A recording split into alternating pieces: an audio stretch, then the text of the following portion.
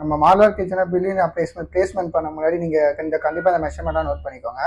நீங்கள் வந்து ஓடிஜி போகிறதா இருந்தால் நீங்கள் 2 டைப்பாக ப்ளேஸ் பண்ணலாம். ஃபர்ஸ்ட் ஒன்று பார்த்தீங்கன்னா நம்ம ஃப்ளோர் மாடல்லே ப்ளேஸ் பண்ணிக்கலாம். செகண்ட் வந்து பார்த்தீங்கன்னா நம்ம டார்கெட்டில் ப்ளேஸ் பண்ணிக்கலாம். இந்த ரெண்டுமே நீங்கள் பிளான் பண்ணும்போது பார்த்தீங்கன்னா நம்மளுடைய பாக்ஸ் சைஸ் வந்து பார்த்தீங்கன்னா ஹைட்டு வித்து டெப்த் ரெண்டுமே 600 இருக்கிற மாதிரி பிளான் பண்ணிக்கோங்க. ஸோ வந்து இந்த மாதிரி பிளான் பண்ணால் தான் உங்களுக்கு பில்டிங் ஓடிஜி பண்ண முடியும். செகண்ட் ஒன்று வந்து பார்த்தீங்கன்னா காம்பேக்ட் ஓவன். இந்த காம்பேக்ட் ஓவன் பிளான் பண்ணும்போது நீங்கள் எப்பவுமே டார்கெட்டில் பிளான் பண்ணிக்கோங்க.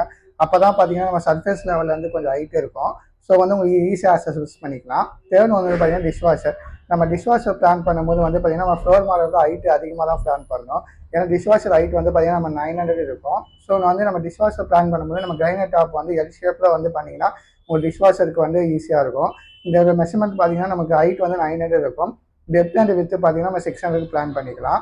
அதே மாதிரி பார்த்தீங்கன்னா இந்த மூணுமே நீங்கள் பிளான் பண்ண முடியும். அதுக்கான வந்து சாக்கெட் லைன் வந்து நீங்கள் வந்து இன்பில்டாகவே பண்ணுற மாதிரி பிளான் பண்ணிக்கணும்.